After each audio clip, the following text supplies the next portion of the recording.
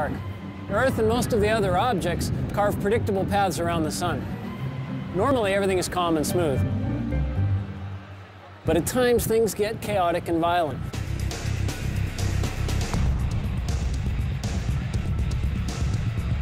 Earth can be slammed by space rocks, zapped by deadly space weather, jolted, jostled, and threatened by the object's energy and forces of the cosmos.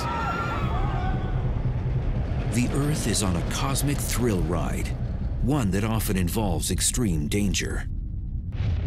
When you're moving fast and on a predetermined path, you hope nothing crosses it because there's nothing you can do.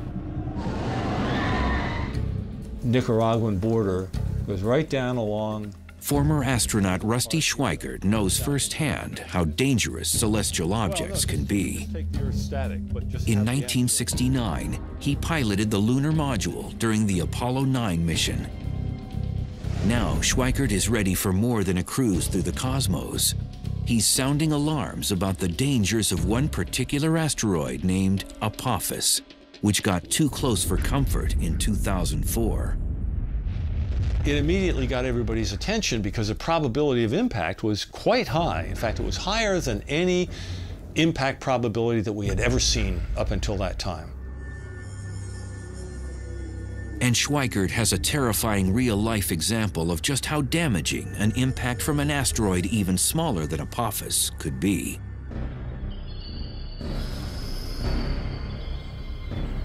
June 30th, 1908, 7:15 a.m.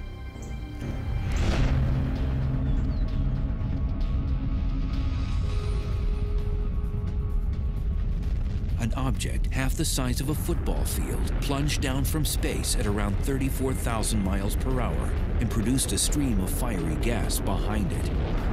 Within minutes, the fireball entered our atmosphere and violently exploded above Siberia's Tunguska forest.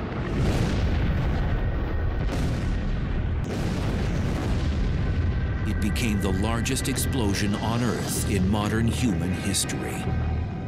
The blast sparked heat waves, which torched 80 million trees in an area over half the size of Rhode Island. Fortunately, no one died as a direct result of the explosion because it was in a thinly populated area. If that asteroid hit just a few hours later, it would not have hit Siberia, it would have hit over Europe. And if that had exploded midair over any of the major cities of Europe, 1 million people would have died like that. For the last 100 years, the Tunguska explosion has been shrouded in controversy. Today, many scientists agree an asteroid caused the blast. Incredibly, it never even impacted the ground. Rather, it exploded 5 miles above Siberia's frozen ground. A small, stony asteroid can't survive the plunge through Earth's atmosphere. When it smacks into the lower atmosphere, doing about 50,000 miles an hour, it's like an egg smashing onto concrete.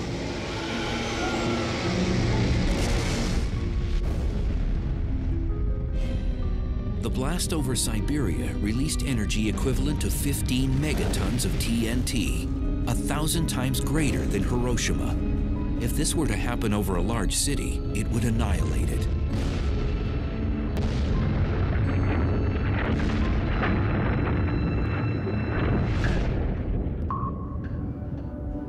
Scientists call these trespassers near-Earth objects, or NEOs.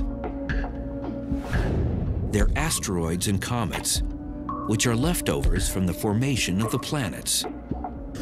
Comets move in the Oort cloud and the Kuiper belt, which is beyond the planet Neptune. Asteroids travel in a band between Jupiter and Mars, but their orbital trip isn't always routine. Most of the asteroids orbit in a neat belt between Mars and Jupiter, and we don't worry much about those. But when one gets away and all that mass and energy is headed towards Earth, that's when the astronomers start to worry.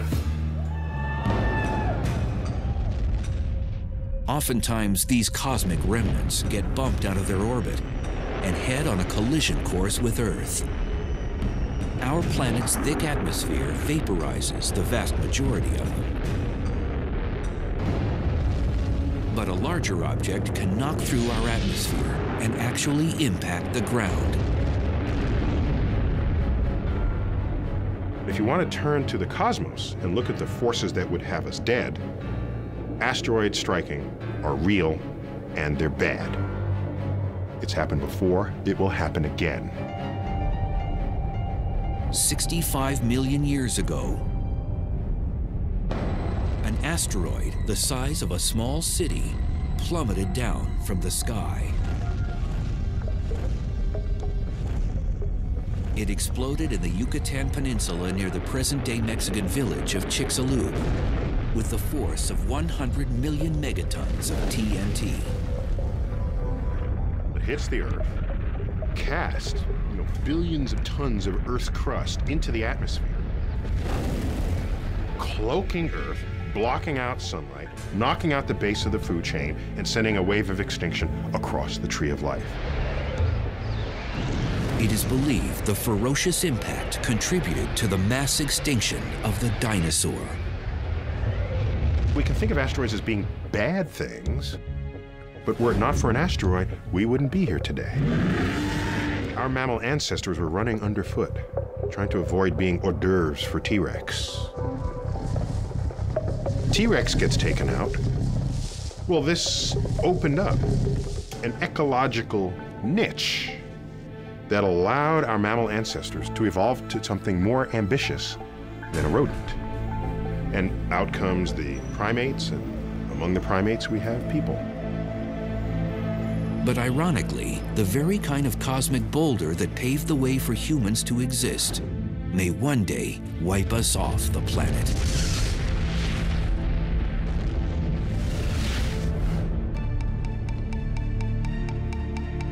In 1998, Congress urged NASA to detect all the near-Earth objects over a half-mile in diameter or more. And what they found was unsettling. Over 850 NEOs in our vicinity. These asteroids are our closest and most dangerous neighbors in the solar system.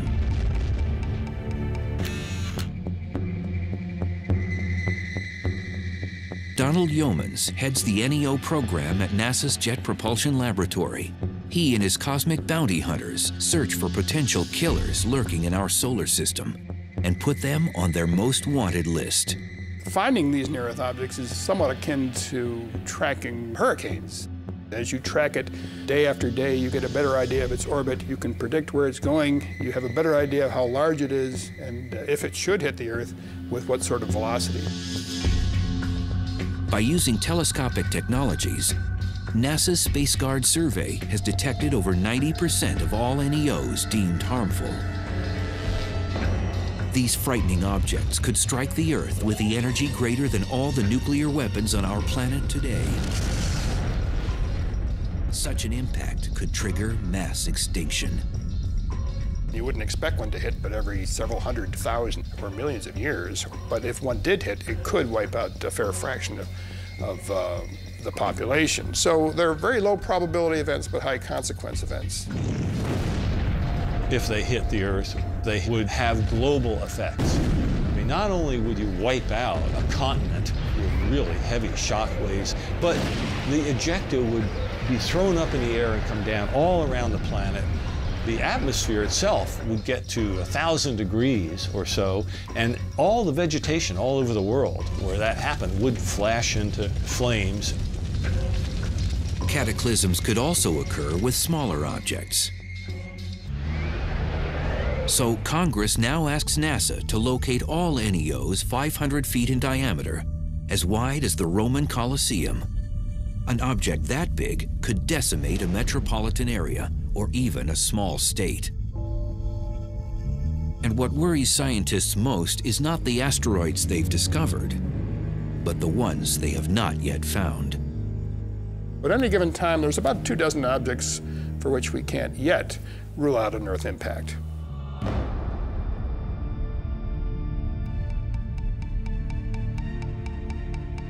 Former astronaut Schweikert has taken the threat of NEOs one step further. He's appeared before Congress to request a special government agency be responsible for protecting the public from space rocks. Today, we have the technology to stop near-Earth objects from impacting the Earth for the rest of history. I mean, and we can literally now begin to reshape the local solar system so that our survival is enhanced. The question is, will we? Or will we go the way of the dinosaurs?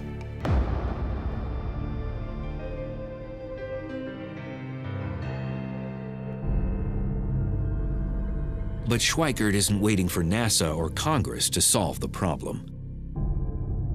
He has his own plans to save the planet from the next asteroid impact.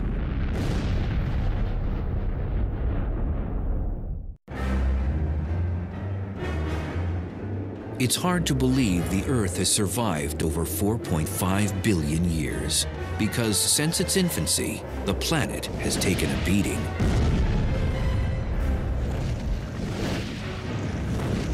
Like a boxer, our world is under constant assault from asteroids that enter our orbit each year. But in the future, Earth could be knocked out. Former Apollo 9 astronaut Rusty Schweikert refuses to be bullied by asteroids. And now he's ready to defend Earth against these harmful rocks. We've discovered that there are these near-Earth objects flying by us all the time. And we've gotten more and more capability to modify our environment to enhance our survival. Schweikert is particularly concerned about an asteroid named 2004 MN4, better known as Apophis. This pockmarked rock, approximately 750 feet in diameter, swept near Earth in 2004. Now it's scheduled to pass dangerously close to our planet again on Friday the 13th in April 2029. So in 2029, Apophis will come closer to us than our own communication satellites orbiting the Earth. It will be so close that people who are in the right place will be able to see Apophis go by the Earth with your naked eye. You won't even have to have binoculars. That's how close that asteroid is going to come. Apophis has an over 99% chance of missing the Earth in 2029. But if Apophis passes the Earth at a distance of exactly 18,893 miles, it may pass through a gravitational keyhole, a narrow region in space a half-mile wide. If this happens, the Earth's gravity could upset Apophis and change its trajectory. It could cause it to return and hit Earth 7 years later, on April 13th, 2036. The gravitational effect of the Earth will cause it to bend, cause the Apophis orbit to enlarge to precisely the size which 7 years later it will come around and hit the Earth. At the present time, Apophis has a 1 in 45,000 chance of delivering a deadly blow in 2036. But even these odds have scientists placing bets. It's one thing to know that there's maybe 1 chance in 45,000 that it's going to hit the Earth, but what you'd like to know, is there 1 chance in 100? Is there 1 chance in 10? Is the probability 1 that it's going to hit the Earth?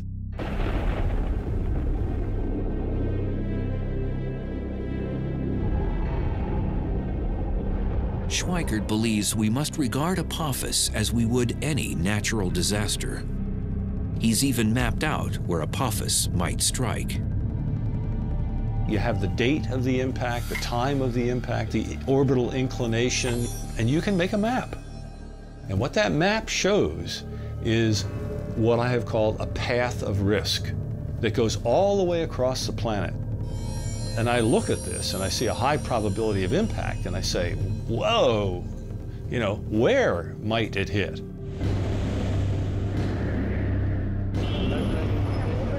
According to Schweikert, Apophis could impact any point along this path of risk. It begins in western Siberia, cuts across and down the Pacific Ocean near California. Then it traverses Central America and finishes in Western Africa. Schweikert proposes a chilling scenario of where Apophis might strike. The asteroid could land in the Pacific Ocean off the coast of California with the force of over 1 million megatons of TNT.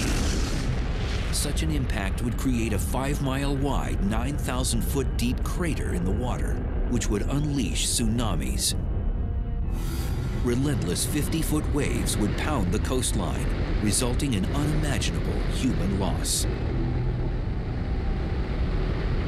An asteroid that's 1,000 feet in diameter, having it hit in the ocean is not a good deal.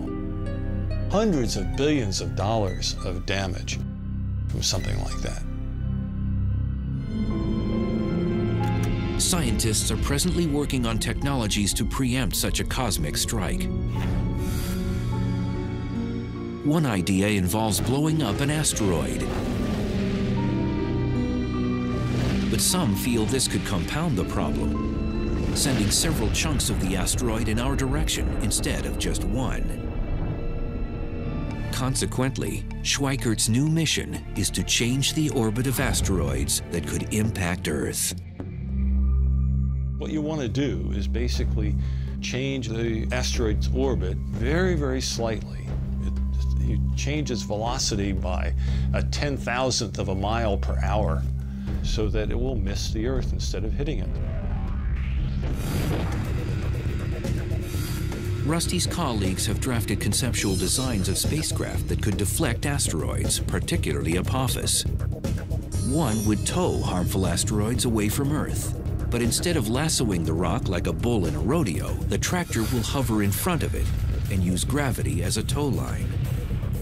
If you park in front of an asteroid for a long enough period of time and you stay close enough to it but not touching it, you're going to increase its velocity. Or if you park behind it while it's moving along, you're going to slow it down very slightly. We can change the orbit of an asteroid if we know about it far enough ahead of time. Although a space probe has landed on an asteroid in the past, the most challenging idea is launching a manned mission.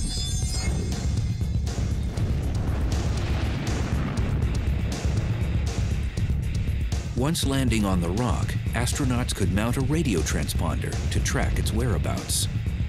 You could just use a robotic mission to go to an asteroid, land, grab a sample, and bring it back. That's not that difficult.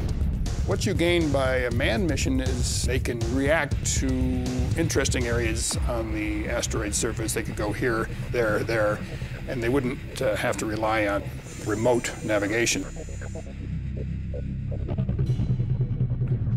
Nicaraguan border. Schweikert insists we should remain on high alert regarding asteroid Apophis, and his cause hasn't gone unheard. Now the United Nations plans to draft a treaty which will include who will be responsible for deflecting killer asteroids. That would be a real crime if we are so irresponsible, knowing that this is going to happen, that we continue to do nothing about it.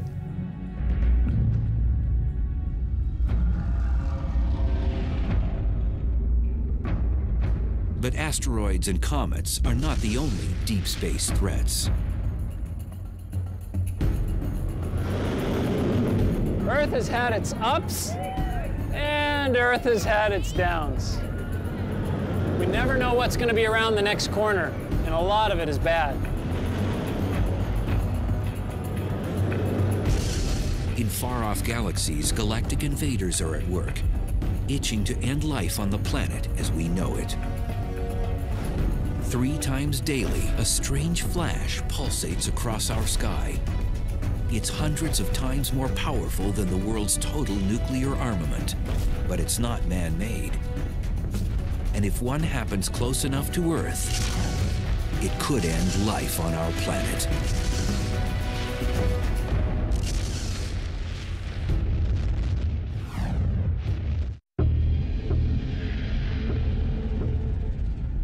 Most Earthlings are unaware of the potential hazards in space, but the list is long and growing. Imagine this. Within our own galaxy, the Milky Way, a massive star explodes. sending a lethal burst of energy rocketing toward our planet. This is a gamma ray burst, the biggest explosion to rock the universe since the Big Bang. In the cities and countryside below, there's no warning of what's about to happen. And then it strikes. It would be equivalent to standing 1 mile away from Hiroshima, any place on the Earth.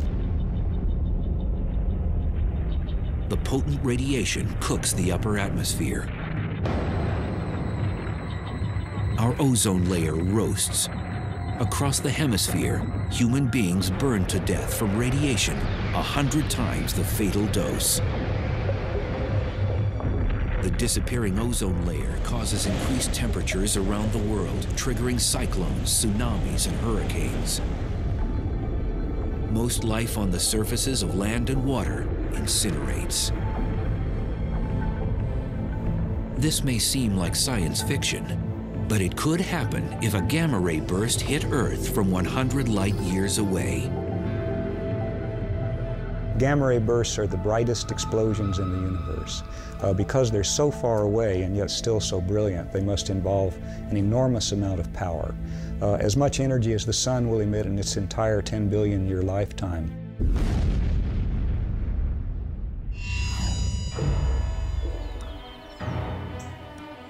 As a young student, Stan Woosley always liked experiments that go boom. Now, the work of this astrophysicist is more than child's play. He's one of the galactic detectives trying to uncover the mysteries behind gamma ray bursts. We know there are many planets and many stars throughout the cosmos, so there may have been countless civilizations that were destroyed by gamma ray bursts. These peculiar beams of radiation were first spotted in the 1960s. At first, most astronomers believed these gamma ray bursts must exist in our own galaxy, the Milky Way, because they're so bright. There were reasons for that. One was that if they were outside the galaxy, the energy was almost unbelievable.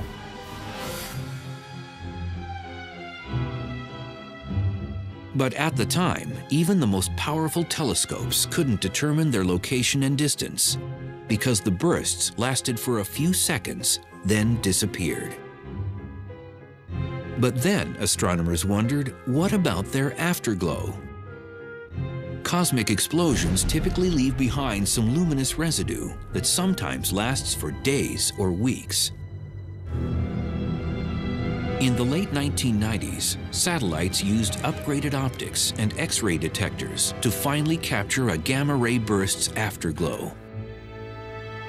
It became clear that gamma ray bursts actually were cosmological, coming from very far outside of our galaxy, from millions and billions of light years away. And that meant their energy had to truly be astronomical. To get some idea of how incredibly bright a gamma ray burst is, we could represent the brightness of our sun by this relatively dim LED, and we could represent the brightness of the gamma ray burst by the very, very intense searchlight that's behind me. Isn't that incredibly bright? Unfortunately, with this comparison, the searchlight is not nearly bright enough to represent fully the gamma ray burst, and in fact, we would need 100 billion such searchlights to have an adequate comparison. The gamma ray burst is equivalent to the brightness of 1,000,000 trillion suns. These massive bursts could decimate Earth. But what causes them? We are quite convinced that the common gamma ray burst comes from the death of a massive star, at least 10 times the mass of the sun. And such stars are quite rare, by the way. Woosley masterminded a groundbreaking model of how gamma ray bursts may be created. When an extremely massive star dies, it collapses into a black hole. Black holes are created when a collection of matter collapses to such a high density that light itself cannot escape. But Woosley proposes that some of the star resists getting sucked into the center of the black hole. As a result, a high-speed spinning disk of matter forms around it. Within seconds, jets of plasma shoot out from its rotational poles. These beams of energy unleash dangerous gamma rays into space. If you can imagine just trying to squeeze a fruit or some kind of sphere of some object into a very small space, things are going to squirt out. And in this case, the squeezing is done very rapidly, and you're talking about a huge amount of mass. At the same time the gamma ray bursts are ejected, the collapsing star explodes or goes supernova to the extreme. One of the reasons gamma ray bursts are so incredibly bright is that they take an enormous amount of power and then they focus that power into a very small portion of the sky. For every 300 gamma ray bursts that go off, only one is pointed in our direction, and so we only see one of those 300. Even if a gamma ray burst were to occur not 100 but 1,000 light years away, the Earth could still face apocalyptic destruction. If a gamma ray burst happened within 1,000 light years of the Earth, then it would be approximately 500 times brighter than the Sun and emitting gamma rays. The energy delivered to the Earth's upper atmosphere would be like 100,000 megatons of nuclear explosions. The ozone would be depleted. We'd have acid rain, but we'd also have flash burns, incineration of vegetation, perhaps something resembling nuclear winter. So there could be a global extinction of many species. Now, the far side of the Earth would be a special place to be, because gamma rays don't go through the Earth, and if you were on the other side, you wouldn't get flash burned. But the effects of depleting the ozone and changing the composition of the atmosphere would eventually come to the other side, and there the effects are unknown. Statistically, this ghastly scenario has a 1% chance of happening once in the Earth's entire lifetime. But even these odds aren't reassuring if you're living on the planet at that very moment. If you're caught in the beam, that's a bad day for you. If one of these happens in your galaxy and that beam is coming your way, go hide in a cave, because this is very high energy radiation. It's the kind of energy that will decompose your molecules, and you just don't want to be around when that's happening. There currently are no defense measures to shield us from gamma ray bursts if they happen close to Earth. They travel at the speed of light, 186,000 miles per second. By the time we detect them, they will have already struck our planet. Gamma ray bursts could pose a hazard to the Earth or to anything living that came within their bore site, but as we've seen, they're very infrequent. And there are other things in the heavens and on the Earth that are much more dangerous. Cataclysms routinely erupt in some corner of the universe. And one day, something will snuff out Earth.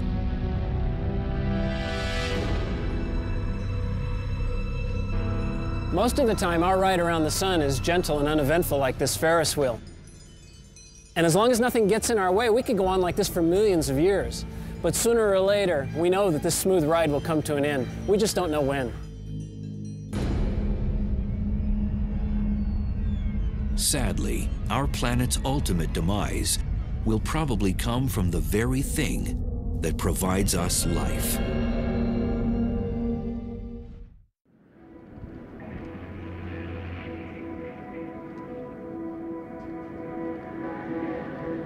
Earth maintains a cozy lifestyle, being third rock from the sun. For over 4 billion years, the sun has been an ally, warming and feeding our planet. But in time, our solar heater will become our enemy.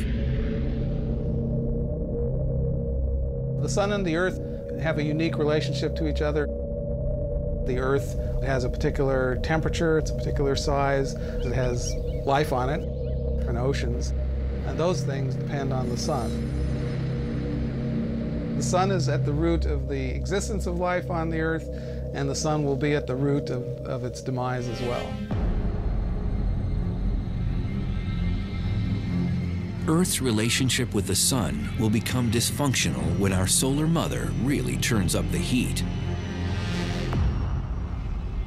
The sun gets hotter because it's burning hydrogen into helium. 4 hydrogen atoms become 1 helium atom. That means there are fewer particles bouncing around inside the sun. And that process basically means that the sun has to get hotter and brighter to hold itself up. As the sun's core gets hotter, its outer parts will swell in size and turn red. If you have a bonfire, you have all this wood there, you build it up, and at some point enough logs get burnt and the thing collapses and you get this huge burst of sparks and it gets much brighter. In a sense it's like that because the sun is right now burning hydrogen into helium, and the helium is the ash of that, if you like. And then as the sun collapses enough, the ash relights and the helium burns into carbon. And that's when things get really hot. At this point, the sun will expand into a red giant and incinerate most complex life on Earth. When the sun becomes a red giant, it will grow to 30 times its size. So the surface of the sun will actually be out beyond the orbit of Mercury. The luminosity of the sun will go up by like 1,000 times. And that's going to make the Earth so hot that the outer crust, the rocks, the solid part of the Earth, will melt. The whole planet would be a glowing ball of lava. The sun will fry the inner planets, and even though the sun will become red and cooler, the Earth will be much hotter. Just leave the Earth a burnt cinder, like a charcoal briquette. So that would be bad for life on Earth. And the Earth's hellish fate isn't over. As a red giant, the sun will fluctuate in size before collapsing into a white dwarf.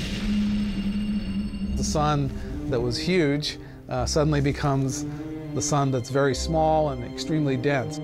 It's only about the size of the Earth, sitting down there at the center of our solar system, very much fainter than it used to be, and then everything cools off. And then that object is no longer generating energy either, so it begins to cool as well. So the final fate of the solar system will be to cool off and freeze. Humans will probably have relocated to another planet or become extinct before the sun turns Earth into a snowball. However, the sun may dry up our world much sooner. If the sun doesn't get us at the time of the red giant phase, it may well get us earlier by just becoming bright enough to cause the oceans to evaporate. Water is an essential component for all life. And so if the Earth actually loses all its water, then that's another reason why life might disappear from the Earth, and it would again be the sun's fault. There may be ways for Earth to win a stay of execution. As the sun is swelling, it also begins to lose mass much more rapidly than it's losing it now. And of course, if it's getting less massive, it has less of a hold on the Earth will move further out into a larger orbit. And so it's kind of a race between the growing sun and the growing heat from the sun and the Earth actually moving, a little bit away from that fire that's getting too hot.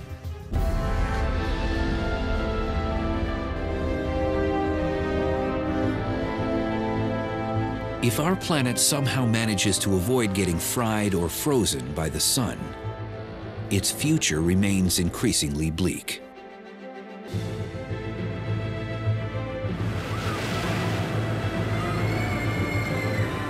This place is full of adventure. Rides that put your stomach up into your throat, things that collide, scary stuff. It's a lot like riding around the sun on planet Earth. But when Earth gets smacked or when things start to come apart, the ride could really be over.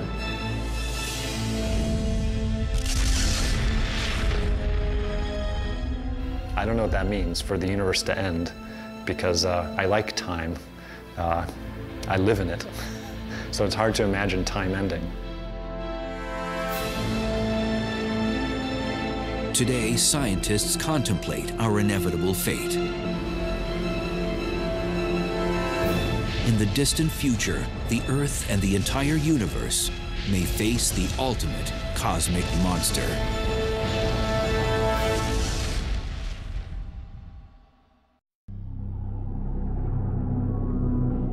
no one suspects that Earth's most lethal enemy lurks amongst the stars.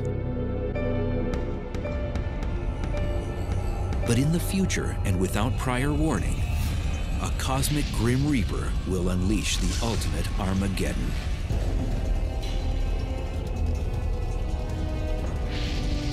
The dark villain will stretch apart the universe.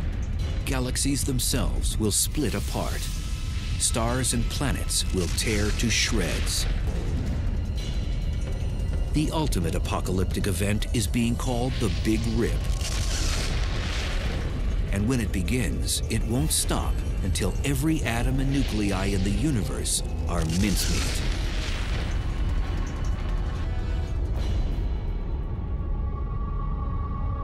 The Big Rip, it really is the end of the universe. It's not like we're the last ones at the party wondering what's going on and we can go do something else.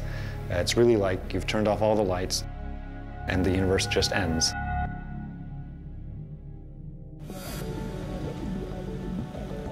Innovative physicists Robert Caldwell and Mark Kamiankowski proposed the notion of the Big Rip, a grim hypothesis about the final fate of the universe. We used to think that the universe, which is currently expanding, could reach a point of maximum expansion. The Big Rip is the idea that the expansion will not only continue and accelerate, but rip everything apart as it does so. Caldwell and Kamiankowski calculated that the universe is expanding at an alarming and increasing pace, and that something is sucking everything outward like a vacuum. Acting like a galactic vice squad, these young scientists hunt for the cosmic killer. They believe a mysterious phenomenon called dark energy may be the culprit. Figuring out what dark energy is probably the #1 goal of cosmologists today. Dark energy is dark, so you can't see it. We can feel what it is. We feel it through its effects on the gravitational behavior of the universe. There could be some dark energy in this room, under the chair. It's only when you look at its properties on really big cosmological length scales, billions of light years across, that you start to see the cumulative effects of the dark energy. It causes things to be pushed farther away from each other and contributes to the expansion of the universe in a quickening pace. Edwin Hubble, whom the Hubble telescope is named after, first discovered the universe is expanding back in the 1920s. But it wasn't until 1998 when a crack team of scientists measured that this expansion is moving like a runaway train. A nice analogy is to imagine that the universe, our three-dimensional space, is like the surface of a rubber balloon that I'm blowing up. Okay, I'm going to blow up the balloon as a demonstration of the effects of the expansion of the universe. As the balloon gets bigger, that's the depiction of the expansion of galaxies. There's galaxy, another one. Where's our galaxy? Okay, we'll live there. Okay, that's our home. As the universe expands, every other galaxy gets farther away from us.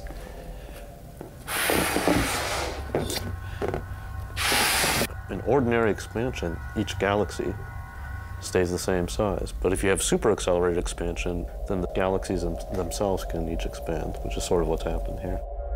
If I could blow it up fast enough to depict a big rip, then the balloon would explode. That's like space-time not being able to take it and coming to an end. So instead, we'll just pop a hole in the balloon. That's the big rip. According to Caldwell and Kamiankowski, the universe has no hope of surviving the Big Rip.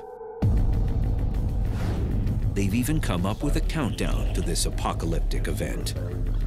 The Big Rip kind of rolls up its sleeves and progressively takes apart the universe layer by layer, working from the outside in, going from the largest scales to the smallest scales. 1 billion years to pull apart clusters of galaxies, then hundreds of millions of years to pull apart galaxies themselves, and then down to the size of a solar system, we're talking hundreds of thousands of years. And then to tear apart the Earth itself would take less than an hour.